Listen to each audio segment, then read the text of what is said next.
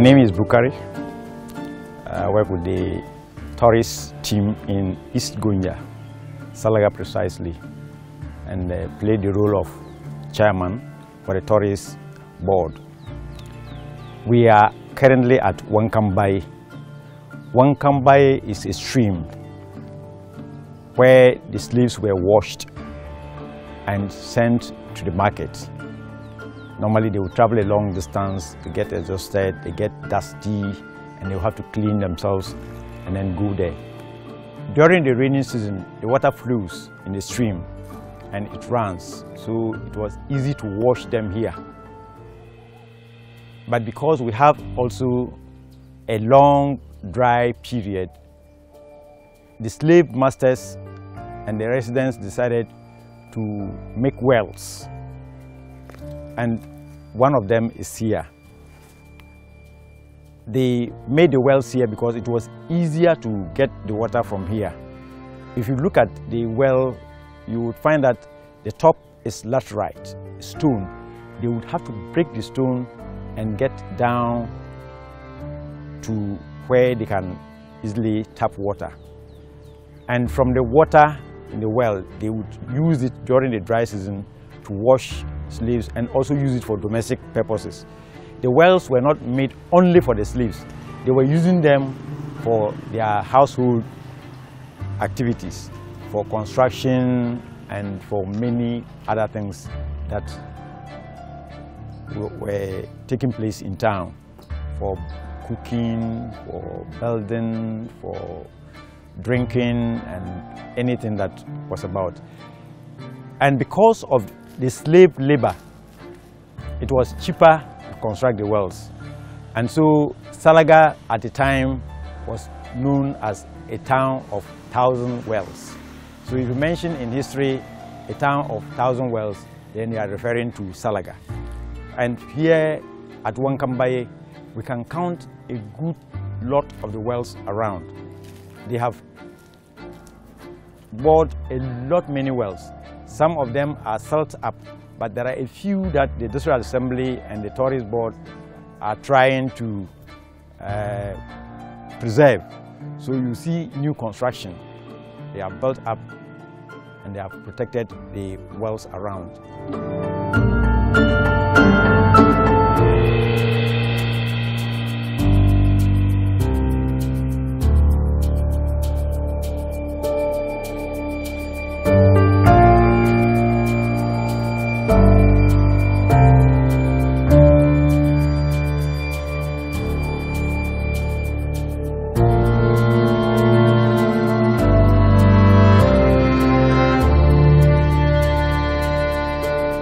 We've shown you one with the shrubs, but we have cleared just about 3 of them here, so that in the event of visitors coming, you would see them. In the rainy season, you don't need the sit-ins. You would wash and the water would just flow off. They would wash those slaves that have walked a long distance, very tired and getting weak. They come here to wash them and refresh them. They bath some cool water from the wells. So each slave master owned a sit-in, so that if the slaves came and you were interested in them, then you would get them to your sit-in, wash them, and send them to the market. After washing them, after the slave masters have washed their slaves, they would add value to them. The value is smearing them with oil to make them look fine. Because it is cream, you use it to heal, you use it to beautify. It could be the hair or the hands, their palms and their heels, if they have any cuts, before they send them to the market. And of course, once you use the cream and the butter, you are looking very beautiful and shiny and presentable for some other person to love to take. But people would come to take the slaves. And so they look at those that are strong, those that are fine looking, and those that have no serious cuts, and they will carry them away. I was just saying that the share nut tree is right here. We will see the butter in the hall.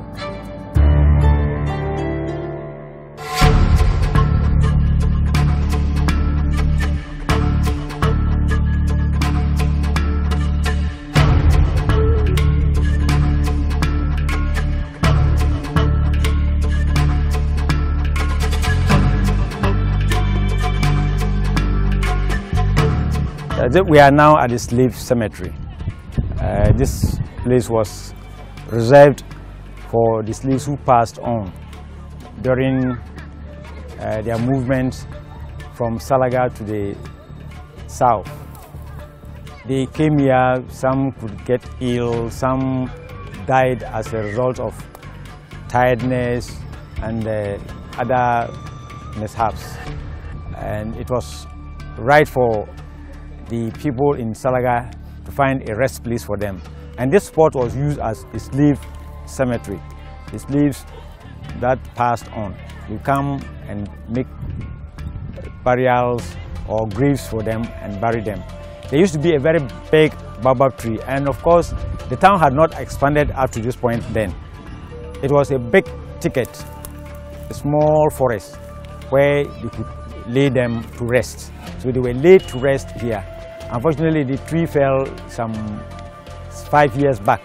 The big baobab tree gave in, and some of the tourists who came found it necessary to put this stone here in memory of the slaves that passed on. And we have kept a priestess here who on every Monday and Friday would say a prayer or come to pacify the disease. It's the slave cemetery for Salaga. Yanam bando tangbani zungo yanam kat kanana tete yela tin ya bandirgo har to banan ne wo te jirmi dezo di yanam nya ya kai pi on fa sortin adu tu ya kat te yela zungo dabsulmo tin ya bandirgo de te kat kanana tete tin ya yiban me ni yan dishele na ummal tan yezo kace yita ya to kuto tam yela ya kam to kuter la yela katriya bandirgo alzuma na tani bihma man kwama to ko tiriya me dama timi hal ne to gbanin biyan ka dir shamala kai gajira dazo ka ta tiri yala ka tiriya duma na mal yi ciyama.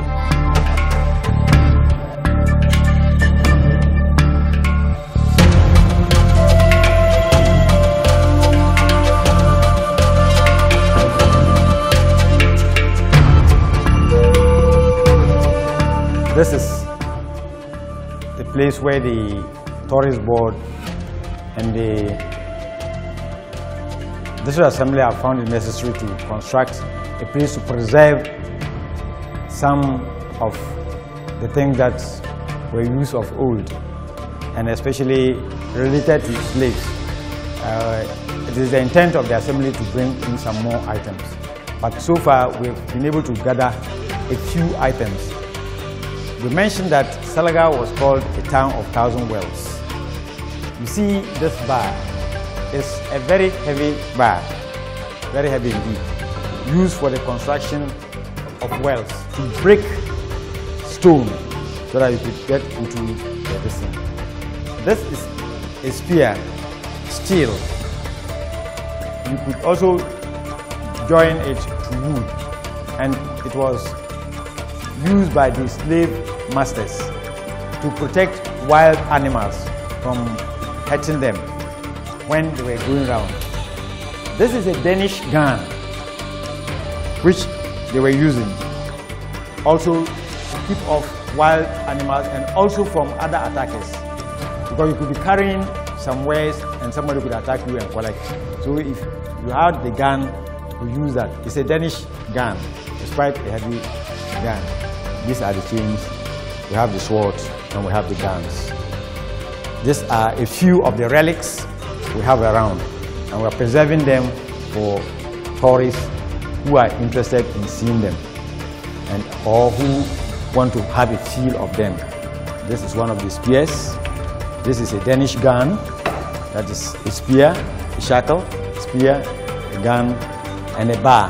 The bar is for breaking into the ground for wells.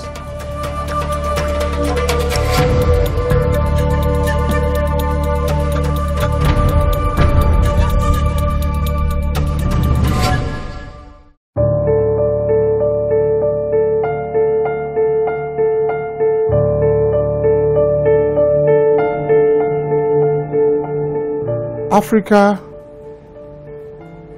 has gone through a lot. A lot of history has brought us where we are today. Pre-colonial days, Africa was the beginning, the bastion of knowledge. The first universities in Africa, in the world, were to be found in Africa. We have the legendary story of Mansa Musa when he was going on pilgrimage to Mecca. He carried so much gold that the current so-called advanced civilizations would be jealous, and he gave them out for free, meaning there was more where he was coming from. And incidentally, where Mansa Musa, the region from which Mansa Musa came, it's impoverished today, Mali, around that Sahelian region. We have drought, the desert, and all that. That is, I'm coming from the 15th, 16th century till the present. I'm just going to abridge my narration. You'll see when we get to the wake of the century, the wake of the 20th century, the world wars, they came in. Africa again was a place for the recruitment of soldiers to go and fight the European wars.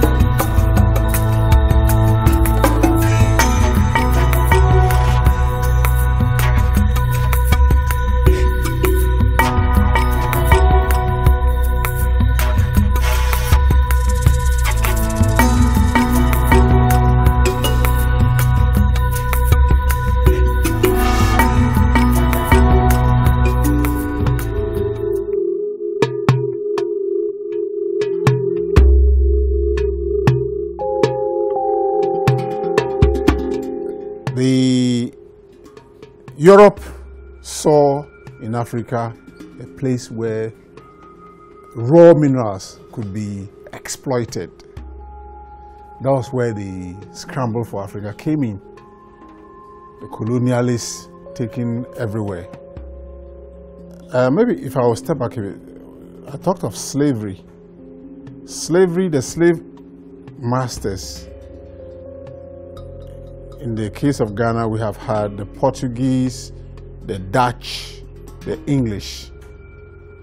They came in, and all they needed was the human goods. The human cargo was taken to the New World, so-called New World, the Americas, where our ancestors worked on the plantations and did all manner of jobs.